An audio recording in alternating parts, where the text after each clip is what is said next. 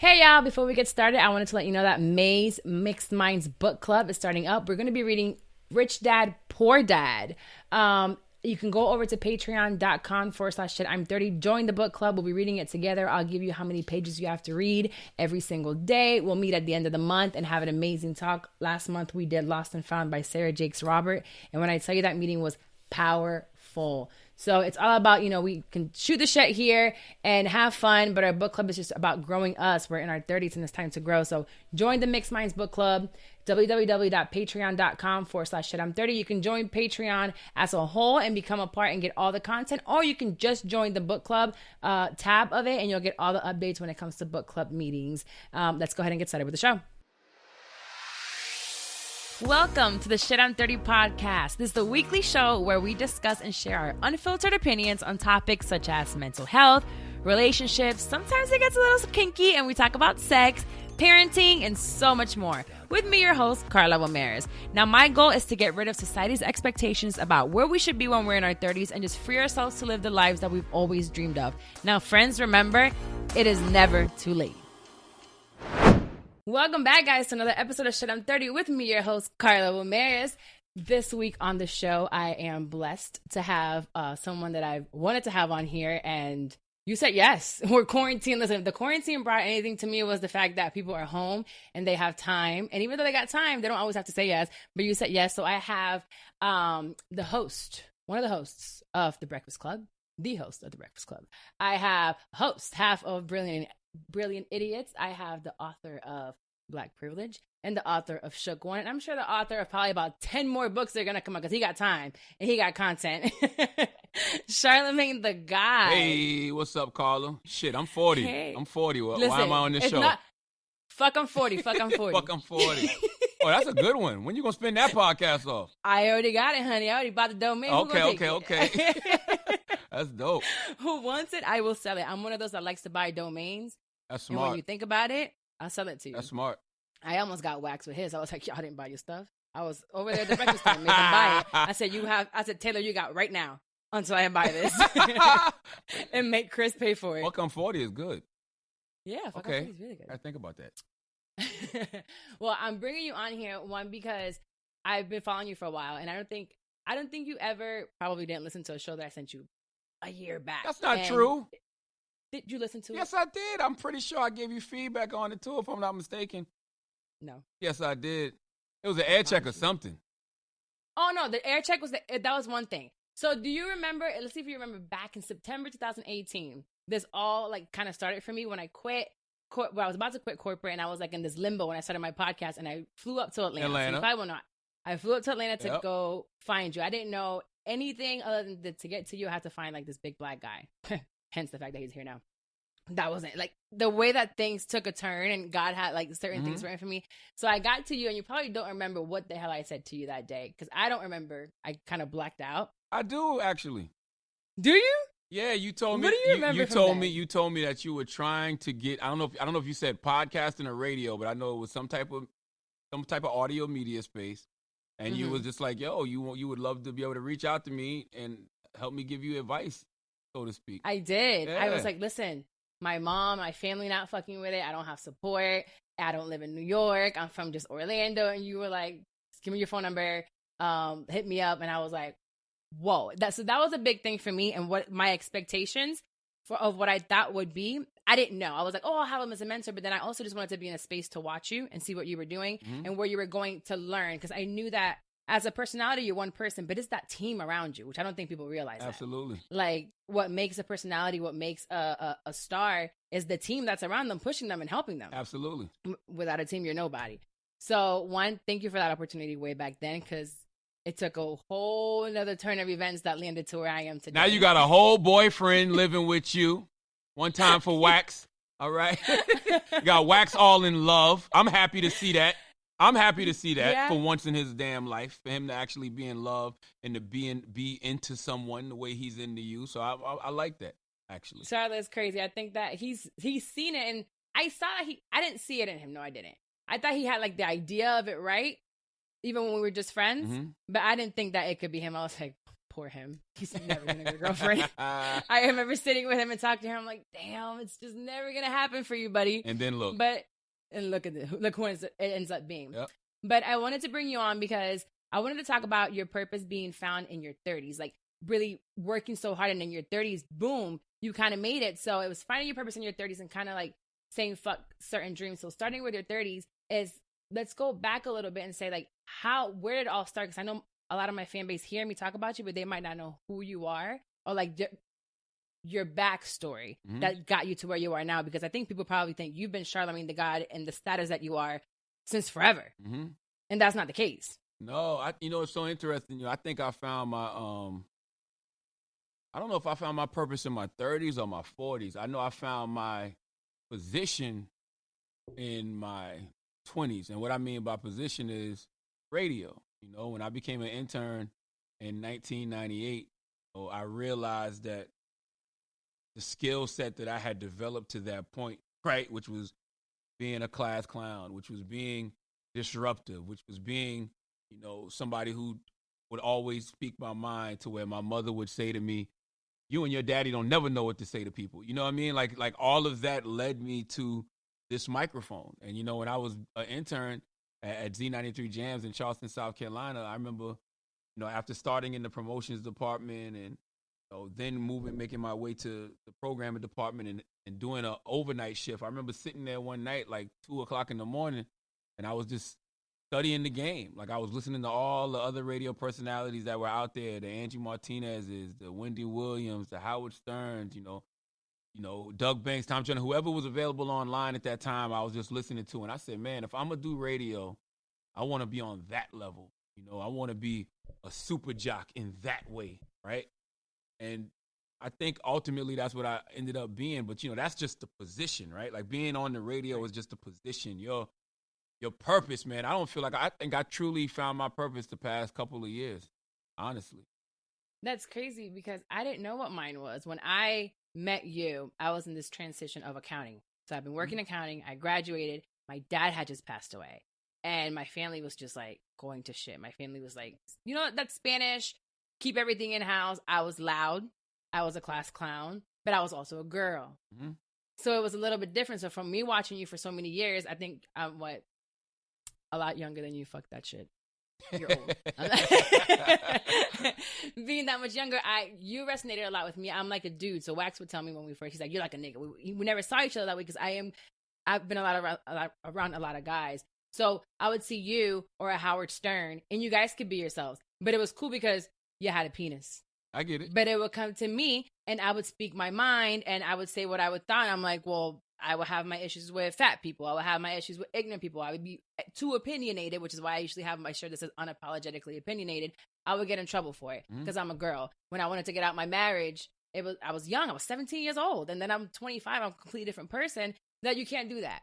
So you were able to just move away from or just keep going and be you without getting as much slack or being allowed to be you. Well, that's even though some people didn't like it. But that's kind of true. But I also got fired 4 times on this journey. You know what I'm saying? So I got fired from 4 different radio stations. They never told me I got fired for my behavior per se. You know what I mean? But I was always outspoken, and I think that I was also willing to not compromise.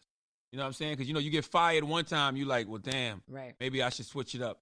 Like, nah, I can't. I really don't know how to do anything else. This is who I am. I am genuinely being me. So you get fired a second time, you like, fuck.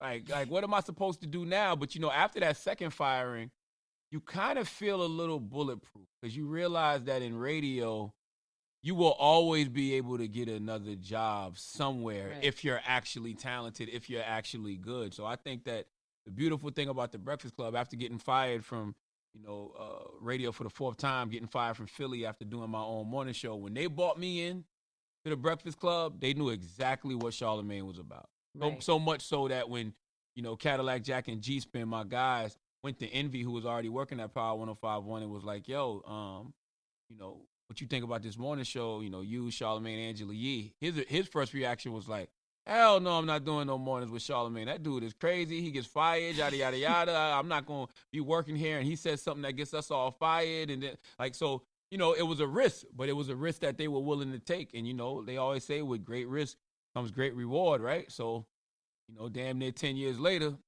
here we are. Was there a risk for you at any point? What did you risk? I mean, you know what? I started being a risk. Oh, you know what? Okay, that's a great question. I'm sitting there trying to think about it. Did I ever feel like there was a risk? I think that once you have kids, you know, like when my first daughter was born, you second guess things. You know what I'm saying? Because you're like, damn, I gotta make ends meet. Especially the fourth time I got fired was crazy because the third time I got fired, my daughter had been born that June. I got fired that November. And so that was a blessing in disguise because I was able to be at home with my daughter. Right. You know what I'm saying? While my wife was going to work. But the last time I got fired was when I got fired from Philadelphia. And like that was crazy because literally the day I got fired, we were supposed to move into our new townhouse in Philly. Like I was living in Jersey, but I would commute to work every morning. So I would drive like an hour and a half to Philadelphia every day, me and my homegirl Sasha Katie. And it's like you know, I had all my clothes and stuff in the car. Me and my wife already had started to look at schools and everything. And then I get fired. So it's like, damn, you know what I mean? So now we can't pay rent. We got to go live with her grandmother in Brooklyn for a couple of weeks. And then we all just drove home to South Carolina. So, you know, being, how old was I? 31 at the time, 31, 32 years old. I don't remember. But being that age and being back at home living with my mom with a 2-year-old daughter, and collecting unemployment checks, that shit did not feel good at all. So in that moment, it felt like, man, yeah, I can't put myself back in this position again. So when I started the Breakfast Club in New York, I could do one or two things. I could play it safe, right, and try to keep this job. I could say, fuck it, like I always was saying. You know what I'm saying? and just be myself. And that's what I did. You know what I mean? That's honestly what I did. There's a blessing in disguise, I think, in firings. Because I remember I got fired from this one job that I just knew it was it. And I had a vacation for my birthday 3 weeks later. No, that company went out of business. And 3 weeks later, I had a vacation. They didn't pay us for 3 weeks. It was a big law firm. That's crazy. But I got fired from them. And it was a blessing because I got an even better job. And then after that, I'm working at another job and got fired. And I was just stressed. And my dad is like looking at me like, why are you stressed? And it was a blessing. Those last 2 months, I went back to school and I was spending those last 2 months on my dad's porch. Because if I do it here at home, I would go to sleep, like watch TV or whatever. So those 2 months, I spent so much time with him. He passed away right afterwards. So I never knew how many things were coming behind those firings. And then now this quarantine, I think people are like, what's the purpose of this? What can it be? And it's just like a firing. People are getting laid off everywhere. And when you're fired and your back's against the corner, and when you said kids, I asked you what was your risk, because my risk has been my kid. I'm a single mom, you know? So I have a 14-year-old that, thank God, now I was like, I gotta take this risk now and tell her to eat some ramen for a little bit, just in case. Absolutely. You know, she knows how to make a sandwich, and it's just, there's that risk. So you took it when I'm thinking leaving your wife behind probably, and maybe she had to work sometimes to take care of you. And your kids is like, am I gonna be able to put food on the table? I struggle with that to this day. And that has pushed me even harder to work on this podcast, to work on my business, to coming out of my most profitable month yet, you know, in April during a quarantine. Absolutely. You know, that I think this is a transition period. You know, it's like being in a cocoon. And some people going to come out butterflies. Some people are not going to come out at all. You know, and I think that people got to be aware of that shift. You know, there is a shift happening. There's a shift in energy happening. There's a shift in consciousness happening. You know what I mean? I feel like this is a great awakening, so to speak. You know, the veil has kind of been lifted off America. America has been... It has to do with your mindset, though. You have to set your mindset to that. Absolutely. Especially in your 30s. The point of the show is like getting rid of expectations of where you should be in your 30s by society. Society tells me that by 30, you got to be married. You got to have the white picket fence. You have to have that good corporate job, especially for women. Or men feel like by this time I should be able to take care of my family. I should have it all done. But are you going towards your purpose? Are you working with your passion? Your passion brings money. Yeah, Biggie. Eventually. Biggie fucked me up with my 30s because Biggie had a rap. Biggie had a bar where Biggie said, being broke at 30 give a nigga the chills. So it's like for me, it does. I just did not want to be broke at 30. And guess what? I was broke at 30.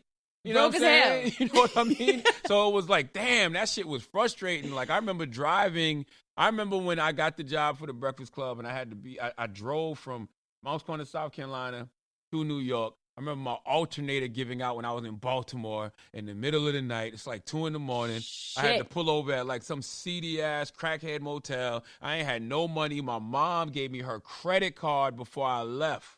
My mother gave me her credit card before I left, just so I can like, put some stuff on like I get a hotel when I'm in New York, whatever it was. And so that's what I had to do. And I had to put the money for the alternator on her credit card, man. And that shit was so crazy. Like I had to be to New York at a certain time. So I was driving up there that night to get there the night before. So I could just be there and be ready to go. You left just in time. Man. And then I ended up freaking getting the alternator broke in Baltimore. So I had to get up, drop that shit off early in the morning. That shit was done in a couple hours. And then I made it to New York by like 4 or 5 o'clock that afternoon. So you're finding now that in your 30s, I want to stress that because I feel like people see your journey afterwards. And they're like, where you are now, where you at now. And they don't know where you were at before. Mm-hmm. And now I've been able to, you're so outspoken, which I love. And I share it too. I get in trouble for sharing too much all the time. You talk too much. You can't hold water. Like I talk too much. But it's because I know someone else out there is going through what I'm going through. So when you were speaking about your experiences back in the day, I was listening to that. So if it helped me to keep going, if I speak on it now, maybe someone else right now, 27, 28, 29, maybe even 30, can go with what I'm going through. Absolutely. So now that they're looking at where they don't see the hard work behind it, I think now with like, hearing stories from Wax even more and on the back end, I'm like, this shit wasn't easy for y'all. This shit wasn't easy for you. We've been doing this. Like, it's so funny. Like the same shit me and Wax do now, we've been doing since 2002.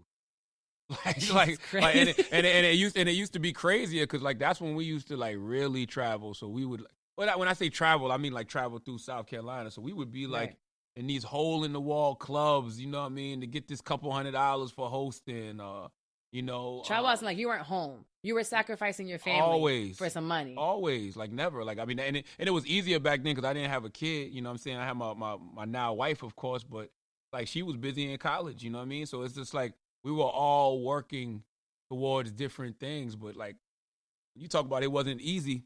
It doesn't feel that way when you're going through it. When you look back on it, you're like, what the fuck? Like, how did I do it? How did I do that? How did I do that?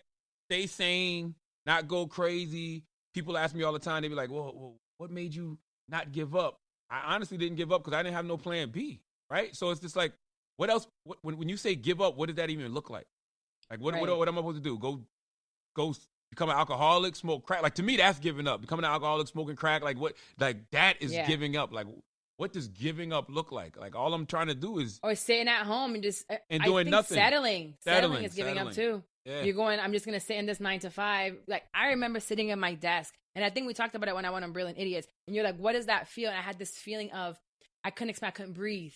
I'm sitting at this desk, and it's like, man, one more day, as you look out that window, it's like, I'm not white, so I'm not that suicidal. Not that people of color don't do it. But, you see me talking about, like, these accountants. I'm around all these white people, and they talk about all the time, like, I just don't want to be here anymore. And I'm looking at her like, I get it. I'm uncomfortable, and I had to do something with that feeling of uncomfortable. And I know people that are probably listening now in their 30s are like, I know what that uncomfortable feeling means. You don't belong there. Go for it. That's a fact. Shoot, like, don't settle. If I would have settled, I don't know where I'd be right now. That's a fact. I'd be so miserable. That's what you got to lean into. You got to lean into that uncomfortable feeling, right? Yes. Whenever you feel uncomfortable about something, that something is either not supposed to be around you or you're not supposed to be there. You know what I'm saying? And it's just like, man, when you'll get that. I've had feelings, literally. Wax will tell you, I'm sitting around 1 o'clock, 2 o'clock in the morning. Like, yo, I'm going to New York. Straight up. Like, oh, we out. We going to New York. Like, I'm going to New York. I got to go to New York. Something is telling me to be in New York. Like, and that's literally how I ended up on Breakfast Club. Like, just listening to my instinct and taking those risks and driving up to New York and staying in a hotel for a couple of days and texting people like, yo, I'm here. Yo, somebody like G-Spin, like, yo, come by the radio station. All right, yo, word. That's how I got to Atlanta. I was at work one day. I saw you post that you were going to be in Atlanta. I'm sitting there. I got a feeling. I booked a flight leaving that morning to Atlanta and that night coming back. I didn't take anything but a purse. Wow. And I said, I just got to make it there. I got to find this guy. Once I see him, I know you'll be around. It's just, it'll take me one phone call. When I left to New York for the summer, I was uncomfortable. My therapist, I had started therapy like heavy. I needed to work on myself. And my therapist was like, can you go to New York? I'm like, I want to. I kept coming back. I was going every month and coming back and forth. And I was just feeling really uncomfortable every time I came back home. She goes, why don't you go? and I hit you up and I said, listen, I'm gonna come to New York. If I come to New York, can I just stop? I just want to watch. I want to meet the people. Like, I'm gonna let you do it. I'm gonna watch, but I'm gonna find out and learn who's around you. And that's when I met like Dwayne. Mm-hmm. Someone like Dwayne now, I can literally call and say, Dwayne, I need help. Or he'll be like, how do you do this? Like, build relationships. I had to take that risk. If I didn't go to Atlanta, I didn't know what was gonna happen. That's very smart. You said that like twice already, and I don't know if people pick up on that, but it's like, man, sometimes when you get the chance or the opportunity to be in a room with somebody, pay attention to who's around that person. You know what I'm saying? Because that particular person may not have the energy or the time to give to you that you're looking for.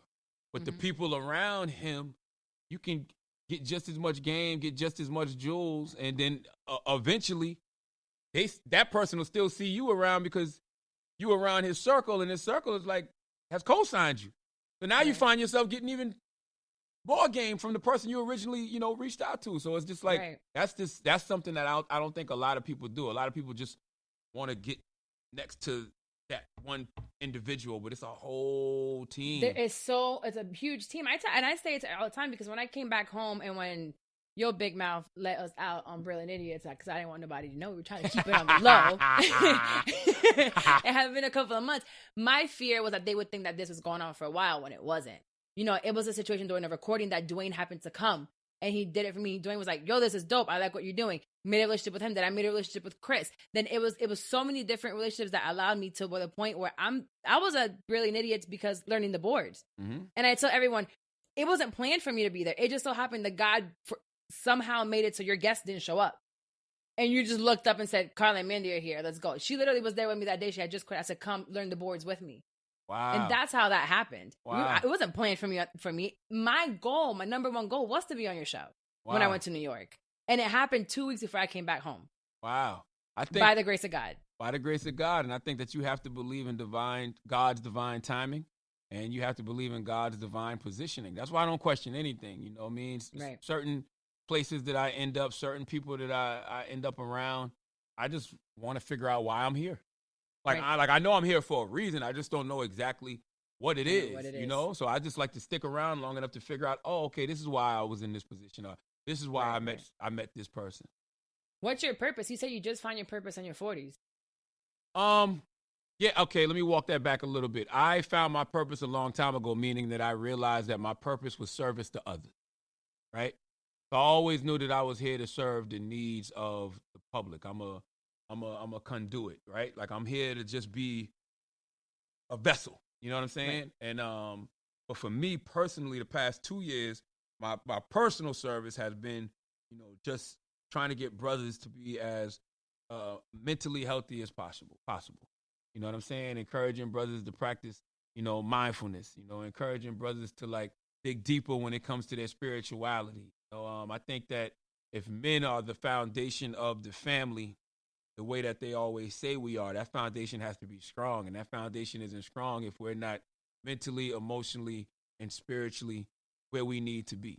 So for me, going to therapy and just, peeling back the layers of myself and things that I've been through, I've been able to convey those messages, to a community and to a generation that I don't know if they were necessarily receptive to that message before. And the biggest, most fulfilling thing that I get is when people come up to me and they go, yo, Charlamagne, I started going to therapy because of you. Women come up to me and they be like, yo, my boyfriend started going to therapy, or my husband started going to therapy because he hear you talk about it. So that has been that is what I think my ultimate purpose is. Did you hit a rock bottom to get there? What made you start? I know I started heavy. I've had anger management all my life. It's funny, I'll probably tell you the story later. Just as soon as Wax got here this time, first week I got served with battery papers. And he was like, this is great. Him, oh, this is amazing. When, recently? Yeah, it was a 2-year-old thing. It got dropped. Shout out to James Smith for that amazing criminal attorney that I've had here on the show. And I had to call. I said, I ain't going to jail. This is some bullshit. Self-defense and racist shit. It really was, though. You beat somebody up? 3 white girls. You beat up 3 white girls. And I learned. And moral of the story: just don't put your hand on white women. They call the cops every time. Was one of them named Karen? If one of them was named Karen, you definitely was in for some problems. Actually, it started with a K though. It's very close. Wow. It's very close. Oh, and you in Florida too? Yeah. You lucky they didn't shoot you. No, they look at it and shoot. That too. Yeah, it would have been me first. Damn. But that all got dropped. It was definitely, they deserved anything that happened that day. You got to tell me this story. So what happened? What happened? Can you talk about it? I think so. James said the DA dropped it. So the prosecutor just dropped it. So basically what happened was I went to a bachelorette party. It was a girl that I worked with. And I was cool with her, but I was like, yeah, sure, I'll come. But I have my daughter. It was at a SeaWorld pool. So I'm like, it's not that big of a deal. SeaWorld hotel. So my daughter comes through. We're hanging out. Then I went to, they were bloggers. And this is at the time when I was like, I don't know, going from blogging to podcasting. Long story short, they had a butler. Bunch of white girls. They had a butler. Black guy. Mm-hmm. So he's serving whatever. I was like, me and him were like, cool. We're like, it's just a lot of white girls. So we're talking. He left and he had come back and he had something to drink. They were drinking champagne. I didn't want to drink champagne. So he said he had some drinks in the car. I was like, cool, bring the car around because my daughter's here. So he brings the car. This story, Wax hates it because he's like, you were in the car with a guy. We weren't even together. He's already getting mad. He's like, I hate any guy you ever sat with. So he brought the car over, closed. My daughter passed me my cup. I'm drinking in the car, like right outside the pool, whatever, so I can watch her. Then these girls were already mad because I wouldn't take pictures with them. I wouldn't do what they wanted to do. I'm like, that's just not me, y'all. I don't sit here and take these little bloggy ass pictures. I don't even like pictures like that, like not posy pictures. I'm not a model. So some white girl comes to the door, come out and knocks on the door, and they were like, we're not here to babysit your daughter for you to be here sucking dick. What? Bitch, what? Who are you? I don't even know you like that. Who are you talking to? So I just told the door, I was like, listen, I'm going to head out. I'm just get out this car before something gets worse. So she comes around. Then the other two other girls from inside bring my daughter around. And I look at my daughter. I was like, Ayana, yo, let's go. So Ayana looks at me. She's like, but mommy, I want to talk to you. I'm like, okay. She says she wants to talk to you, and you need to talk to her in front of us. I said, listen, I don't know where y'all come from. That's not how I do things. I said, Ayana, let's go. So they hold Ayana again. And I'm like, Ayana, let's go. She's like, mommy, I just want to talk to you. I said, I don't want to talk to you in front of nobody. Let's go. You don't tell me when the fuck to talk to you. Right. I tell you when I talk to you. So when I went to go get Ayana, they grabbed my daughter and pulled her back. No, Karens. Fucking Karens. So I told them not to. So when I walk over, I guess the girl, they were drunk, obviously, and white. So combined, it's not a good mix. Word. And one of the girls starts going, my father did this to me and you're not going to do this to her. And I'm looking like, the fuck, you having a flashback, bitch? Like, this ain't got nothing to do with me. So my girl moved. So when I went to move her to get Ayana, she got in the way. And I was like, well, that you in the way of me and my daughter. I feel threatened. I don't know what you're going to do. So we going to fight. Absolutely. So the girl's a little tall. She got to go to the ground. I grew up fighting. My father raised me like a boy, and I had to fight. I had to fight for everybody. So I've been fighting since I can remember. So I had her down. So then the other girl tried to get in, some fat bitch. She had to go down too. Then the other one, she had to go down too. I look up. Ayana was calling the cops. They had Ayana calling the cops from some phone. I just remember looking up while I'm on the ground, seeing Ayana with the phone. I was like, oh, hell no. And now you got to beat up your daughter. She got her ass whooped in the car. When I tell you, first of all, I had to run to the car and get in. So when I'm pulling out, probably like 70 miles an hour out of that parking lot, I see like 6 cop cars coming in. They had already started calling 911. So as soon as I left, I didn't even get home when I stopped that car and beat the shit out of her. Don't you ever listen to no white motherfucker before me. That's right. You crazy as hell. That's right. Like they don't care about you. They don't care about you. These women called DCF. Wow. Said that I was stomping my daughter's head to the ground and that this is not the first time they've seen this. They sent DCF with a translator because I'm from another country and I don't speak English very well. What? Yes. So they was already, they're treating you like an immigrant. Like an immigrant. And I'm from Puerto Rico. I'm a U.S. citizen. Mm-hmm. So so this is just the things that I've had my issues with white people for a very long time because it's not the first time it happens to me. And sometimes people are like, "Oh, you're racist." I'm not racist. I've just been through it, and I know what they can do. I know what they can do. We've all had those experiences with white people. So recently, which is crazy, the social worker that was sent to my house found my podcast on Spotify, and I had a DM from her, no lie, a month ago. And she messaged me. She's like, "I didn't know where I knew you from. But, I'm so glad I found you. I want to let you know that I'm so sorry. I no longer work for DCF, but that was like a fucked up situation, blah, blah, blah, blah." Then when Wax gets here a couple weeks ago, 2 years later, I get papers from the DA for court that they're going for it. So that's when I called the attorney. I said, listen, this is bullshit. Like, I know exactly what happened. They called that butler's job and got him fired. Said that they caught him having sex and that they were telling him not to leave. It was 9 white women and he wouldn't leave. What? Like, what are y'all doing? And this is real. They think that this happens on the Shade Room and on NBC, or people just talk. It's real. They didn't have no cameras in the lobby when you got into. We tried to get cameras because I put somebody to get nothing. There was nothing. Damn. Yeah, we didn't. Well, at least the charges got dropped. Now they got dropped. Like, they wanted the medical. One girl had a rib broken. The other one, it was her nose. Like, they went to the hospital. I think they wanted their medical bills paid. But you don't want them problems. Like, leave me alone. Now I know why Wax scared of you. And you got a gun too? Damn. He's not scared of me. No, he's definitely scared of you. No, he's obedient. Okay, guys, we're going to take a quick break from this amazing conversation. And we're actually sitting here with, like, it seems like the guru of mental health and the one person that's talking to us every day and beating into us to go to therapy. So if there's anything that's interfering with your happiness, if you're feeling like while listening to this man, it's time for me to start therapy and work on myself like I did a couple of years ago, go ahead and just try BetterHelp. BetterHelp will assess your needs and match you with your own licensed professional therapist. You can start communicating with somebody within 24 hours. I tell you that I don't know what I would do without my therapist. It doesn't matter how many friends you talk to. If your husband is there for you, if your wife is there for you, you don't want to put that burden on them. So BetterHelp is not a crisis line. It's not a self-help line. It's professional counseling done securely. So your friends are not professional. Don't forget that. Yes, they can give you good advice, but they're not a professional that can help you, with the steps after to make yourself a little bit better and feel better. So there's a broad range of expertise with the counselors network, and they're probably not available in your local areas. So you might look for something you need and you don't have it close by. You probably have to drive 2 hours. Well, with BetterHelp, you don't have to go anywhere. It's available for people worldwide. I know I'm over 70 countries. So if you're listening to me, wherever you're listening to me from, you can get BetterHelp. You can log into your account at any time, send a message to a counselor. They respond to you like super fast. It's like really timely. You can talk to them on a weekly basis on video, over the phone. You can text them. You don't have an uncomfortable waiting room to go through like traditional therapy is. I know I've seen some weird people come out of therapy before in the rooms, or I might not want them to see me. I don't know who's there who might recognize me. So it might be your mama's friend saying, hey, your crazy daughter is at the therapy office. So their BetterHelp is committed to facilitating great therapeutic matches. So if you want a therapist that looks like you, if you want a female, if you want somebody that specializes in LGBT, if you want somebody that specializes in relationships, marriage, whatever it is, you can ask exactly for what you need in a counselor and who you want to talk to. It's more affordable than traditional offline counseling. And the most important part that I'm trying to tell you, financial aid is available. So I partnered up with BetterHelp because my therapist moved over and I'm saving now about $200 and some odd a month because I was paying over $100 per session, and now you can get this like way less than half of that.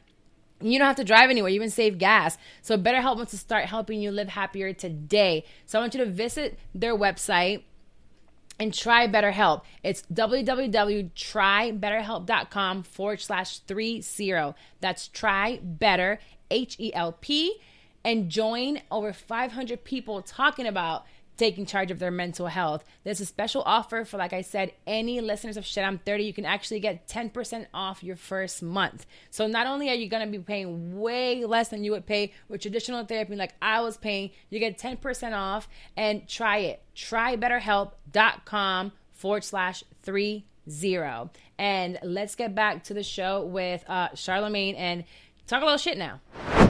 Wow. That's a good word for it. Listen, I'm obedient to my wife as well. I don't think there's anything wrong with that. I don't think there's anything wrong with a man being obedient to his wife. Listen, I'm doing it for him. I've never done this shit before. I've been married. I've been in long-term relationships, but I never respected a man. I was just like, I was the man. I had the pants. You don't tell me what to do. Like, I'm going out, I'm drinking, none of that. So there was a question that I wanted to, that they asked me. It was like shifting over to like the kids situation, because this is why that happened. And I love the fact that you have 3 daughters. It's like, shit, you have daughters. That's hard, especially for a man with your background. If your daughters wanted to be like entrepreneurs, would you fund, now that you're where you are, and I'm thinking back to like who my dad was with me, would you fund whatever their dreams are, or would you make them work as hard as you had to work? No, I mean, both. You know what I'm saying? I think it's a healthy combination of both, right? Like, you want them to work towards whatever it is that they want to do. If they have a dream and they're working towards that dream, of course I'm going to help fund it. You know what I mean? Like my motto is be the adult you needed when you were a child.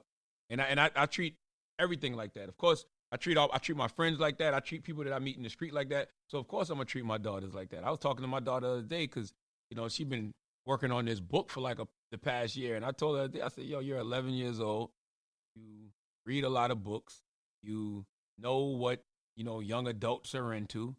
So if she won't let me read what she's writing. I'm like, yo, if you finish this book, if it's good, it's a great chance I can get it put out. You know what I mean? I got a book imprint coming. You know what I'm saying? So it's just like, that's the type of stuff I'm looking for. I'm like, yo, you got the opportunity to make your own money.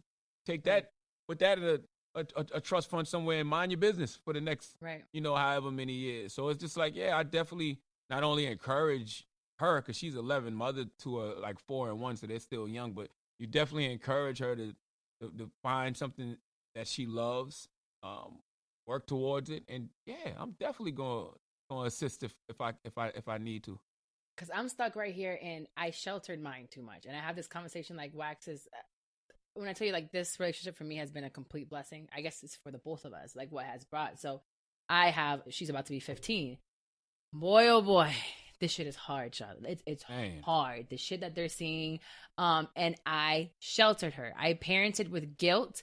And like, so I would get angry, feel guilty for her not having her dad and my dad passing away, like trying to like give her everything I wanted to give her. And then being pissed the fuck off whenever she's being lazy and not doing what she got to do. But then I give her the stuff instead because I'm guilty again. And then it's a vicious cycle that I've been doing with her that I have to like change and go through therapy for. But how do you find that balance of not sheltering them too much? Because now mine is like, I decided to put her in a public high school, like with people that look like her. I fucked up and I had her in a middle school with people that didn't look like her. So now I'm like, you're going to the black school and go over there. And she's seeing some wild shit. So I'm like, how do you balance not sheltering her too much? Because I don't know what to do. I think one of the first things we have to do is however you were raised, you kind of have to let that go.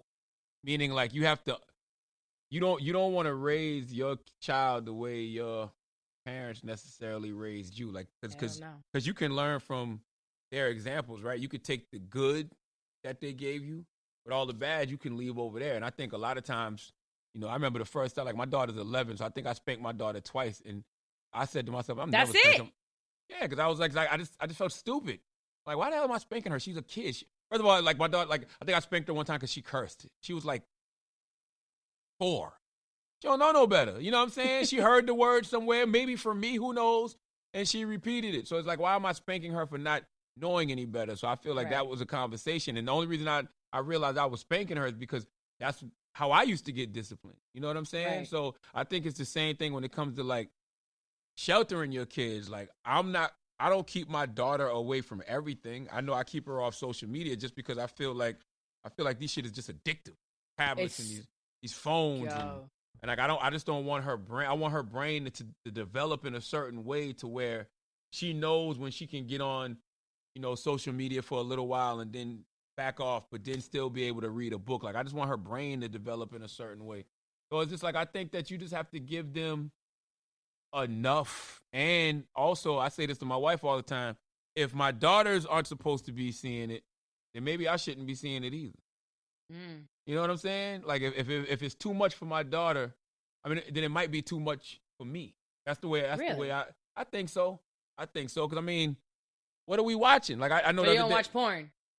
Definitely not watching porn in front of her. You know what I mean? Oh, you mean in front of her? Yeah, like, I mean, porn is different, right? Because porn is sex.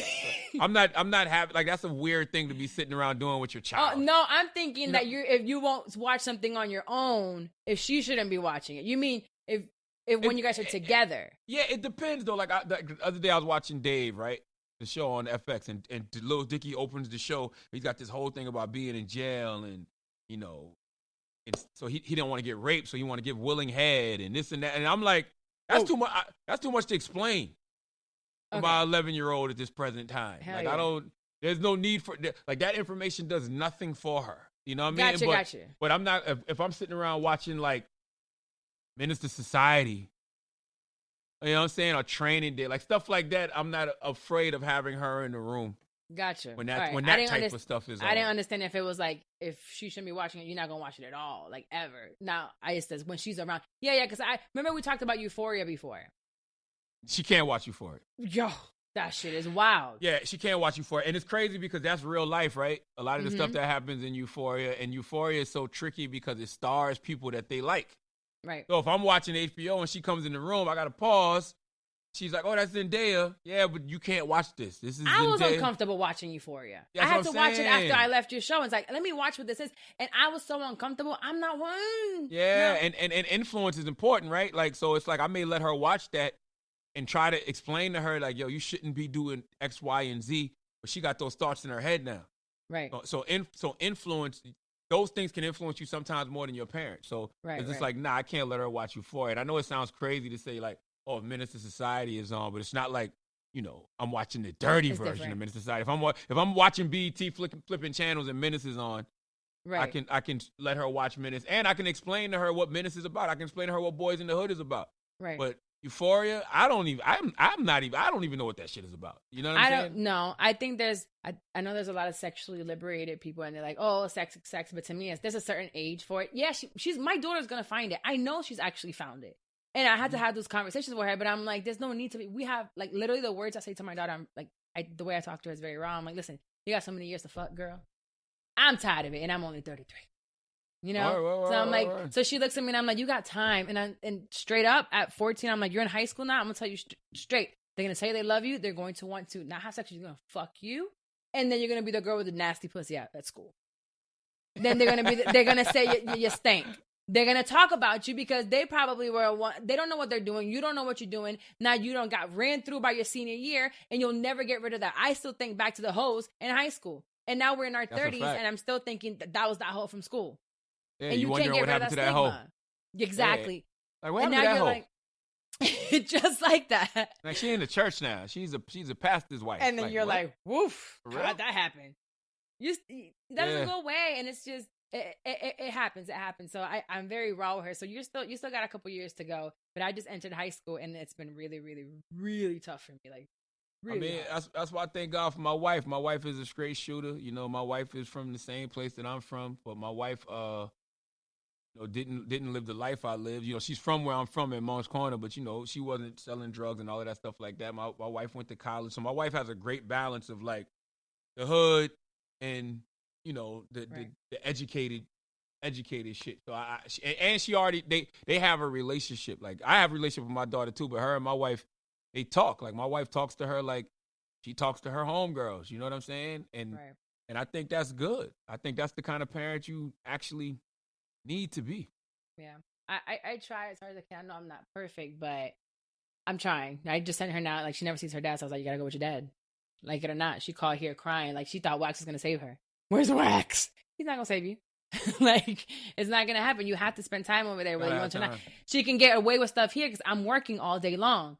Over there, she can't get away with nothing. The house is smaller. There's only one computer. Nope, you got to go. And I want you to spend time with your father. And him and I talked about that all the time because of his situation. It's like, I want women to know, and I say this, I try to say it almost every episode, don't ever keep a father away from their child. Doesn't matter what y'all got going on. Your personal issues. I don't like my baby daddy, my ex-husband. Like, it is what it is. He don't pay me child support, but you're going to see your daughter. Yeah, regardless of what's going on. That's why men gotta watch who they nut in, and women gotta watch who they let nut in them. Yeah, for sure. I was young as hell, so I also tell her, I'm like, word up. I tell her she's a pre-cum baby, and I have to explain that to her. You're a pre-cum baby. She is. I explained that to her just like that. I was like, do you know what pre-cum is? Blah, blah, blah. They'll tell you that if you pull out, because she's heard the whole pull out thing. I'm like, that's bullshit. I was like, breathe. She was like, I said, you see that? Pre-cum. You're that's breathing, real. Motherfucker. Like, it's really happened. So it's possible. Don't play with sex. Like, you got plenty of time to have sex. Don't do it no more. Yeah, I feel the same way with 3 daughters. That's something that every man has to come to terms with, right? Like, eventually, your daughter is gonna be sexually attracted to somebody, and yes, somebody is gonna have sex with your daughter. You know what I mean? Like yes, your daughter is going to be doing everything to some other guy that somebody's daughter is doing to you. You just hope that she waits as long as possible. And you hope that the guy is somebody that she ends up with for the rest of her life. That's why I try to be the example. Like, me and my wife been together 23 years, right? So it's good to be able to tell my daughter those stories. You know what I'm saying? It's good that my daughter knows we're both from the same place. You know what I mean? Right. Like, we really came up together in a real way. So maybe that'll stick in her mind. Like, yo, that's the kind of relationship that I want. Right. And that's what I'm trying to show her now. I think it took me a while to figure out, like, so my dad wasn't the best example as a husband, amazing father. Like, we were so close, and who he was as a father to me is what I want. But I wasn't showing her in my examples what love was like. So I was showing her shitty love. Me being disrespectful, dealing with dudes that weren't worth it. So when he comes around, I'm telling him, I have to show her what true love and respect is. Like, you have to respect me. You have to respect her. We have to respect this household. We have to respect this relationship because I'm starting a little late. We're starting at 14. I need her to see. I want whatever little boy, ugly ass little Rico that she liked this year that broke up with her and cheated on her. Oh man, we had to go through that one recently. Got cheated on and everything. I want her to be like, if he's not treating me the way Wax is treating mommy, then I don't want it.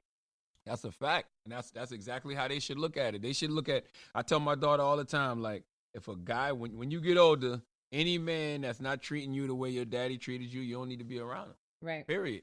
And that helps her keep her bar high too, right? Not just as far as like what she's looking for in a man, as far as like the way the man treats her. On every other level too. Yeah. You know what I'm saying? Provide, yeah, safe. Word up. Absolutely. That's what a man is supposed to do. And I teach her on my end, make your own money too. There's no man going to take care of me. Like, yes, I know that if anything were to happen to me, he could provide, but I want him to also know that if anything were to happen to him, I could provide. Yeah, I got to take care of myself. That's why she got to take care of herself too. That's why I spoil the fuck out of my daughters. You know Hell yeah. I don't even know if I necessarily call it spoiling. It's just that, yes, my daughter is 11 and she's been to Africa. Yes, my daughter is 11 and she's... My daddy took me everywhere. My daughter got more stamps on her passport than I had ever. I didn't get on a plane until I was 21 years old. Like, my daughter flies all the time. I was almost born. My mom's had contractions on the plane. I was on my first plane ride. I think it was not even 2 weeks in.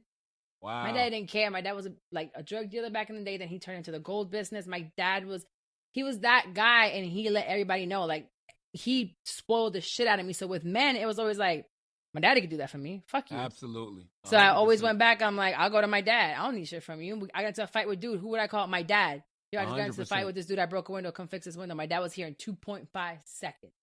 So that's why no dude could ever. There's no money a guy can show me. There's no cars. There's no vacation that they can like throw in my face because my daddy did that for me already.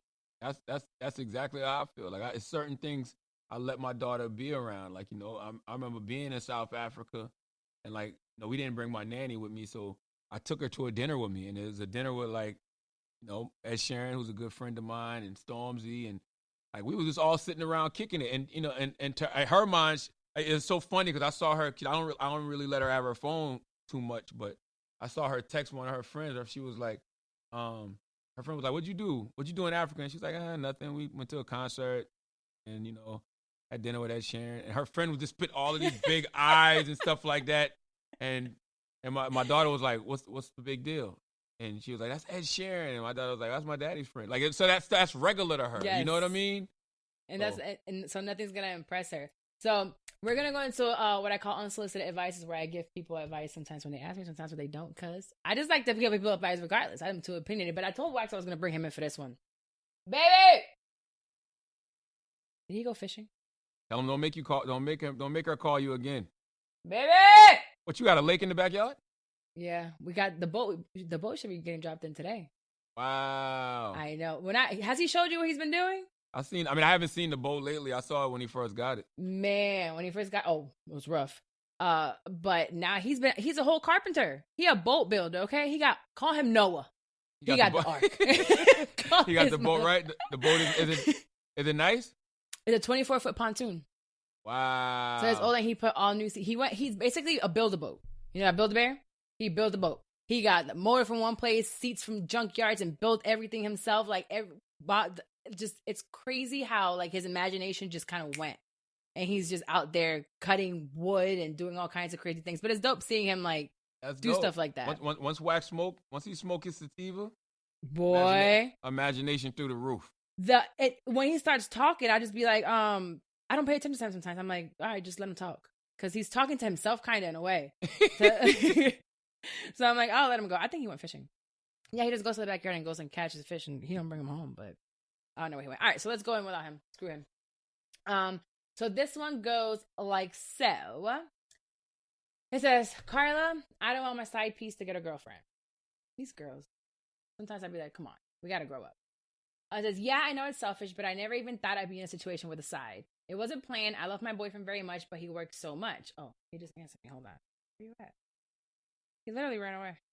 He's never inside the house either. He can hear you yelling? I text him. Oh. He's in the yard. Come. Oh, he's in the yard. Yeah, he doesn't spend time inside the house. Unless like it's time for us to go to bed or I'm cooking and we're eating. He's in the shed, got you. in the backyard, with the boat or fishing. So even though he's an outdoorsman. He's definitely an outdoors guy. Let me see what he said. Oh, come, babe.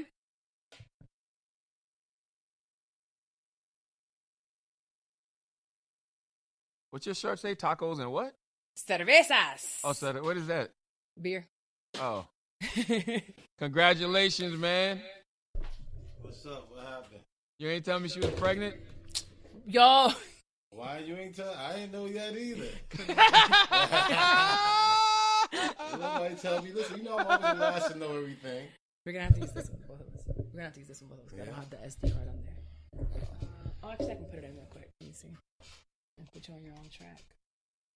I was telling him about the boat. You haven't shown him the last of the boat? Oh, nah. Yeah, I'm about to put it on. I'm about to put it up. I told him it's build a boat. Yeah, definitely. It's dope, too, man. I'm about to put a projector on there. So people a projector? Yeah, I'm about to put a projector because of the way I have the bimini. I can pull the projector down. Dope. Oh, that's hard. Where the sativa, where it took him. We just said that, right? Exactly. I'm a mind. That's what I do. You give me time to think, shit. Like, she about to have a whole different house. He wants to put a second story, expand my room, all himself. Okay, Bob the Builder. That type of stuff is easy for me. I just can't sit down on the fucking computer. I can't even turn the computer on, but I can do that. Y'all, if you do that, you gotta get married. No, for real. If you start adding on their house, you gotta get married, yo. He cleaned up. He cleans the yard. I mean, I'm a man. There's no way I can sit here and bum up. He built me a bed, a planter, like a raised bed, everything at a Home Depot. What am I supposed to do? Like, isn't that what men supposed to do? That's what men supposed to do. Yeah, if I'm with any second I'm with you, I'm supposed to try to build you. You fix my fan. Any second I'm with you, I'm supposed to try to upgrade you and build you, or I'm just wasting time. Well, we're gonna That's right. You're doing a good job, baby. Oh, that's so cute. I can't. All right, we're gonna give this girl advice. Actually, it's one of the girls from Instagram. You come on, I'm tired of you. I've been high for like 8 weeks straight, Charlamagne. I don't smoke. I don't smoke. You getting a contact? No, he makes me like, now he blows it in my mouth, then he blows it in my face, and now he like made me start smoking. I'm like, I'm so tired of this. Shut up, you and me, nigga. You ain't got no job. I mean, I get what time it is, all right, so come rock with me. Jesus, I ain't got no job. I do have a job. You got a job, but yeah, me. All right, hey, y'all at home. Yeah, we are. And today Cinco de Mayo. Yes. And it's your birthday. And it's Happy born day. Hey. All days thing is coming. You know what I'm saying? We just trying to figure everything out. No, seriously, everything fell into place because you chose the date, Charlamagne. I didn't choose this date. So for you to choose my birthday for this to happen was dope. That's dope. All right, really quick. So it goes, I started with Carla. I don't want my side fish to get a girlfriend. I know it's selfish, but I never even thought I'd be in a situation with a side nigga. It wasn't planned. I love my boyfriend very much. Very much, but he works so much, we could have planned an evening and boom, overtime. We could have planned. Come on, stop doing that. What's worse is he volunteers for the overtime. Plus, my work schedule and his don't exactly align. I got weak when we were going through it and slept with this guy. At first, it was just physical, but then it turned into more. We started having sleepovers. He cooks for me. He listens. I can't ever date him because my judgmental family won't accept him. He has tattoos all over and he has a kid. Plus, my boyfriend makes more money than him. He was fine with being my side nigga. We had a good schedule. He kept going on dates, trying to find his own girlfriend, which I was fine with. We always agreed that once he finds someone serious, we'll stop. But there's this chick he met and they hit it off. I even pushed him to her to get a real chance because I want him to be happy. But now everything is about her. And it's annoying. It dawned on me for the last 6 months. I had 2 boyfriends. What one lacks, the other one has. He wasn't just my side, but now he barely texts me or calls me anymore. I even had to initiate hookups. I can tell the talk is coming. The talk about him having a girlfriend and having to end it. I know I'm selfish, but I wish that she would just leave him. I don't even know what to tell her. I know that girl got a yeast infection and she don't know why, but I could tell you why. It's because you sleeping with 2 different men and you got all that different bacteria in you. You nasty. He's sleeping with people. You sleeping with people. Like, oh, that's gross, yo. Who are you? And guess what? That's why the other girl pussy better. He left. Because he was only one girl? Yeah, he only want one girl. He ain't even smashing her no more. And she's available. And she want to give it to him. So the other girl pussy must be way better. You know what I think? You out here smashing all these other guys for what? That sucks. Go ahead. No, I don't think girls realize, like, if you got a man, like, if a guy know you got a man, he not going to ever be into you. He look at you like a smut. He like, I'm smashing somebody else's girl. Like, he not looking at you with respect. He looking at you like, yo, you disloyal as hell anyway. So I'm not going to ever wife you up. Never. I wanted to read this one with both of y'all because I think we're in an era where I think people confuse this whole sexual liberation with insecurities and just thinking it's cool or making it the new cool thing. And in my opinions, which is my podcast, so I say what the fuck I want, I don't think it's cool to have multiple dudes. I think that you're watering yourself down and you're not allowing yourself to have a real connection with anybody. Absolutely. So it's like you're looking, oh, this one makes more money, so I'm going to stay with him. What's money gonna do? You can have all the money in the world. Like I was just telling him, and then literally, like, was it yesterday? Me boohoo crying. I hadn't stopped crying for like 3 days. My hormones emo. He told me to stop crying, but I was crying to him. I said, "How can I come off my most successful month ever and see money that I never thought I would see, and still like feel a certain type of way and about certain things that are going on in my life?" And I'm like, money doesn't buy happiness, and I've been trying to like beat this into people. So money's not going to buy it for you, their job. So just because this one person has one thing, the other one has another one, what do you have? She seems empty to me. Yeah, and even when you talk about, like, a lot of women think that they got to be with a guy with money, and they say, because I want security. That ain't really the security you want. Like, when we talk about a man being able to protect and provide, like, that protection, that's security, that emotional protection, that knowing that you got somebody that got your back, you know what I'm saying? Somebody got your back 100%, you know? Like, like somebody that's going to protect your heart, that's going to hold you, that's just going to let you know, rub you on your back and say, baby, things going to be okay. That's real security. That's real protection, not financial. That's security. Yeah, I mean, and even if how many girls we don't see out here dating guys that have all this money? They can leave you. But they are, and they will, and they do. They cannot just leave you. They can die the next day, and you get left with nothing. So it's not even like left you, cheated on you.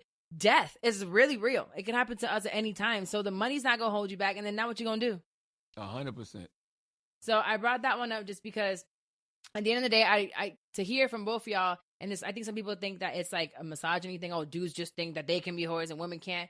Y'all being whores also doesn't give you fulfillment. Nah, that's waste of time. Kill me all the time. How many times you kill me? All the time, because he's nasty. I'm about to get disease just to get me out the game. Because he was nasty. But listen, we all go through that, right? Was. But then you realize, like, I think even now when I sit back and think about it, I'm like, yo, it's like when you eat some bullshit, you're like, damn, why'd I eat that? The chips. When you think about the chips. For no reason. He said he's eating a bag of potato chips instead of a whole meal. For no reason. I was even sitting around the other day trying to think, like, I don't know why. I was like, yo, I really was sleeping with a bunch of girls for no goddamn reason. And can't even remember what they look like now. I can't remember what you look like naked. I'm like, y'all sound like you start listening to y'all at the same time. It's talking to the same, because I've spent so much time with him. He says that all the time. He's like, I don't even remember who they were, what they look like. I don't. I can't. I'm dead serious. I don't remember nothing. I know they was cool. I know some cool people. Yeah, you know what I'm saying? But I just don't remember anything sexually or physically about them. It's just like, oh, that's something that we did. But I feel never remember that bag of chips, but I remember that steak that was juicy. Word up. Absolutely. 100%. It's soul food. Stick to your ribs. Your grandma cooking. Like, that shit you need. Like, oh, I need this. This is fulfilling. No, it is. And I think, and some girls are like, it's coming. So ladies, if you're listening, it's coming from two men. They're very similar, but yet very different. And it doesn't matter if you're getting smashed. Sex is sex. Like, sex doesn't mean that there's a connection. You're actually giving them your energy, and you're giving them energy. You're being very susceptible to a disease, and then they're just gonna go to the person that they really fuck with. Their soul food when you're just their little side thing. I promise you, every girl that I had sex with in the past, like, I'm cool with some of them because of the conversations that we had and the things we talked about. That's the stuff I remember. I don't remember what your pussy felt like at all. I just don't. I'm being honest. And that's not a diss to them. It's just that it didn't mean anything. It didn't mean anything after the fact. Right. Yes. You know what I'm saying? As soon as I got that munchy feeling out, it was over. I love chips, but then once it's done, it's done. And I'm not gonna survive off chips either. You're not gonna survive off chips, and eventually, them chips will start to be bad for you. Yes. Yeah, they really do. So, there's just one more that I usually talk a little shit about. It is my shit talk. And has anything happened recently, like to you, that you would say, like, I want to talk a little shit about this? The only thing that I have to say, and it'll be like super quick. Today is my birthday. So you posted the meme, and everybody else and their mama posted the meme. I've been getting it in my DMs. Oh, it's Cinco de Mayo. It's Taco Tuesday. Like, there's all these things going on. And then it's like, oh, and it's your birthday. I'm so sorry. Well, nobody told you to be born on Cinco de Mayo. Listen, couldn't stop when my parents fucked. I didn't tell them when to do it. But that's even better, though, because you get to celebrate double. That's a double celebration. How? Because you get to go out on Cinco de Mayo, have the tequila, have the tacos, you know what I'm saying? Like and celebrate your born day. But we're a regular Cinco de Mayo. I love. It's free drinks, free food all day because nobody really believes me. They're like, let me see your ID. Is it really? And they're like, whoa, by the time they're drunk off of tequila and they give me whatever the fuck I want. I hate Cinco de Mayo. Why? My grandma died on Cinco de Mayo. Shit. Way to bring it down there, Charlamagne. Thank you. Nah, my big mama died on Cinco de Mayo. Just kidding. Yes. Make my birthday even worse. No, I'm saying 2006. And it's so crazy because that's the time I wasn't drinking and shit. And I had just moved to New York and I was working with Wendy Williams. So she had got me real drunk that day off tequila. So I had my phone off and I was like I was pissy drunk. And when I got back in the car and answered and they, getting all the messages, Shit. man, I just started bawling. And that drunk cry is different. Oh my God. That drunk cry is so different. You let it go. You let it go. Let it go, man. Yeah. And I was with Wendy too, so I was like, let me No, I told her let me out. Let me out. Hey, remember Trey and Boys in the Hood? Let me out, Joe. Let me out.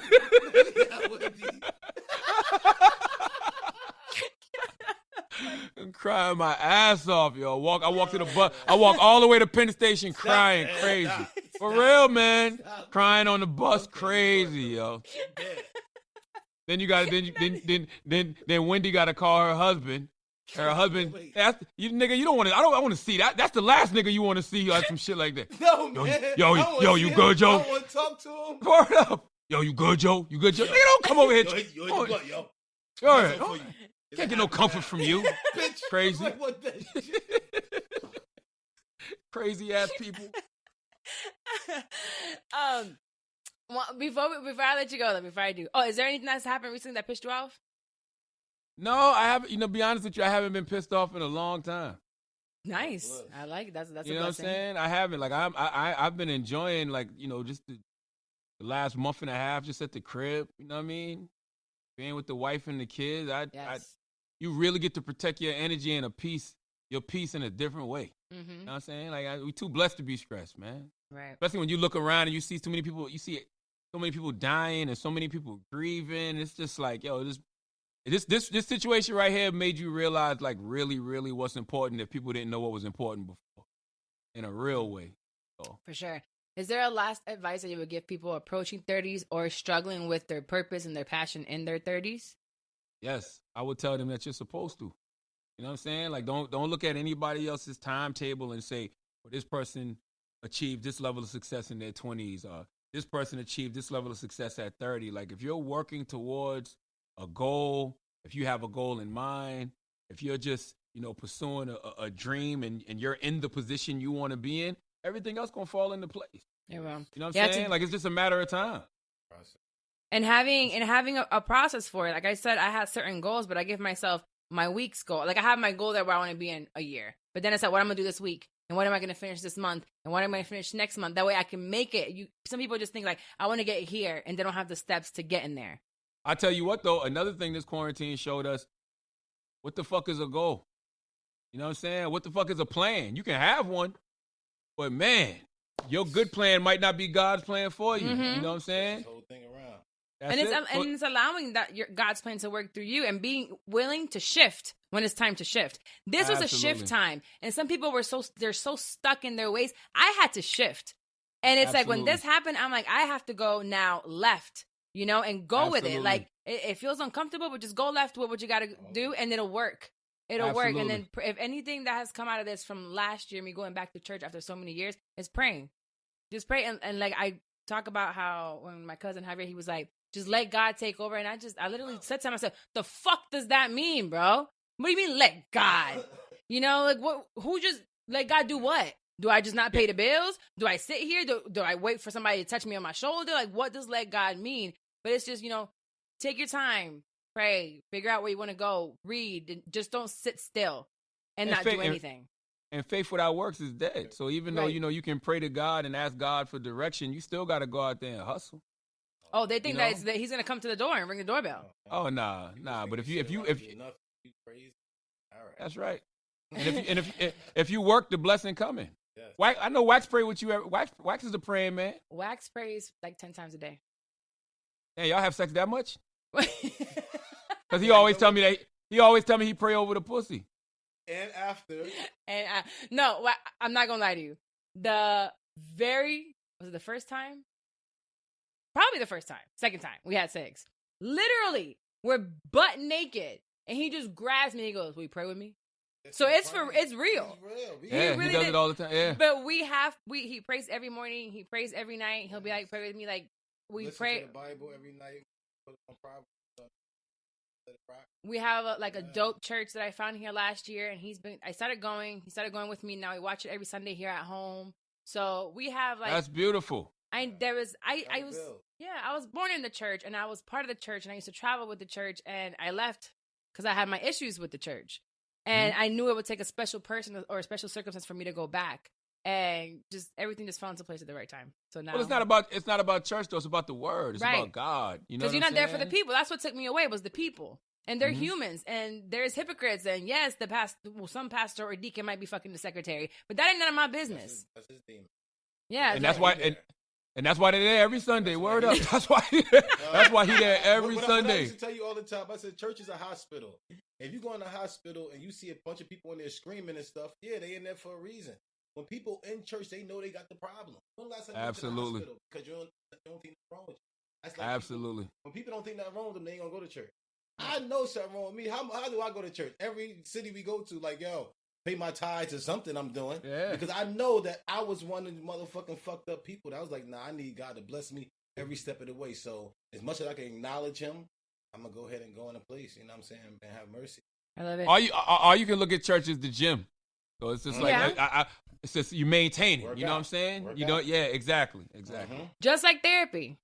Like therapy. I can't get him to do therapy because he thinks he got it all, and he's a good person to ask. We just did we just did Bible study real quick. I know you probably got to go, Charlotte. So we're doing Bible study, and the man's saying how as a man you should probably have someone to like a wise man. No, like a wise man to go to as a man, and to be able to speak to and to relate to as a man. Do you have somebody you go to, Charlotte, to speak to? Yeah, several. He got his people, exactly. So he's saying he don't need nobody. He's like, what do I need somebody for? For business? I got it. What do I need somebody for? I don't need nobody. All right, so for my lanes, I told her when I was doing agriculture, I had the 2 70-year-old guy. One of them is Cleve's father. That was the lane I was in, so that's where I went to. He got plenty of people in his radio world that he looked up to. This is the lane he went. He don't know no motherfucking race car drivers that he look up to. You see what I'm saying? So in my lane is what I'm trying to tell her. For my lane, I don't know nobody to go ahead and look up to in my lane. What I'm doing. But we got people though. Like we got like Bishop T.D. Jakes. Yeah, you know what I'm saying? Say it all the time. No, so Minister Farrakhan. He's saying he doesn't have to call anyone and he doesn't consult with anyone at any point in time. You say I pray 10 times a day. I know where to bring my energy into my things. So he says it's only his prayer. He doesn't have a human form of a wise man to go to. Well, some people are like that though. I mean, I can't knock him if has that in him. Some people don't have that. You know what I'm saying? Some people. A lot of people need. Okay, you know how many people I could work out by myself. I could go back there and do 100, 200 pull-ups by myself. Some people, if they don't have that person, they need that motivation. They ain't moving to go to the gym 2-3 months. My trainer ain't called me. My trainer having a baby. Now I got fat again.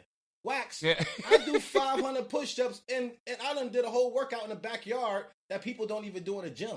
Man, his workouts are 1,000 push-ups, a bunch of pull-ups, and that. Like I went to work out with him. Like, what the fuck am I supposed to do with you? Let's do some lunges, baby. No, it's so dumb. He literally goes like lunges, planks. Okay, we're done. I'm still fat, nigga. Like I need to do a real workout. I gotta go run. I need to do something. I said let's go on the field. Like right now. He takes me to play football with him. I need to work out as. That's cardio though. That's crazy cardio. He used That's to come cardio. out there with me, man. He's just wants to throw the ball. He's trying to go jump over the gate. I cleared that gate, yo. Come rock, you know what I'm saying? Come on, you gotta come get it in. You'll like it. You know, to your point, you know, Deepak Chopra. I interviewed Deepak Chopra last week, and I asked him. I said, "Who does somebody like you go to?" And he said, "I go within." Oh, that's what he said. He said, "I go within." He said that like he meditates, he prays, and he goes within, and God tells him how to move. Some people are just like that. Yeah, come on, that's how I always move. Like, listen, I'm so going through my heart.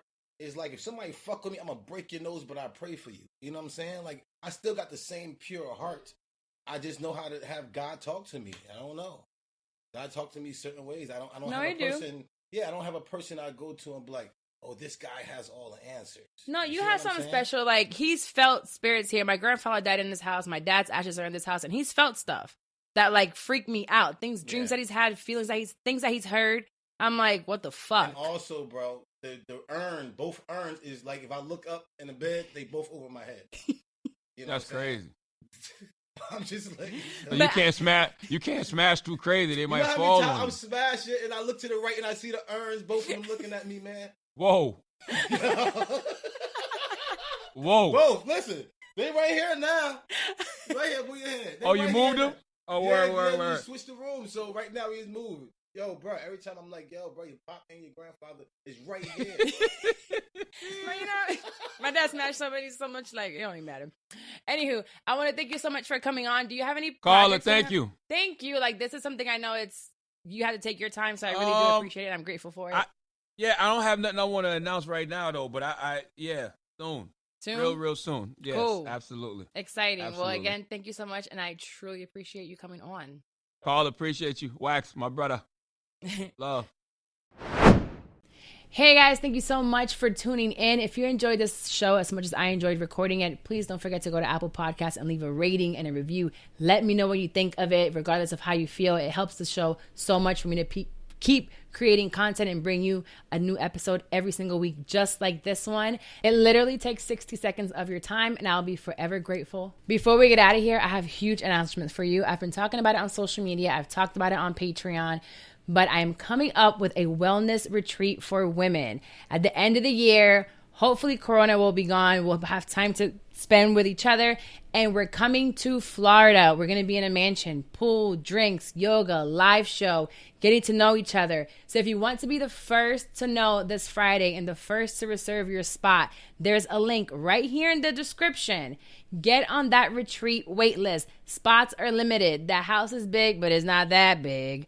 And I want to make sure that you're there with me. So you're going to be with me, everybody else. 2 nights, 3 days. It's going to be an amazing retreat weekend. So if you want to be part of this weekend and get more information, sign up for the wait list. And when the spots are open, you'll be the first one to know all about it. All right. Have a good day. Goodbye.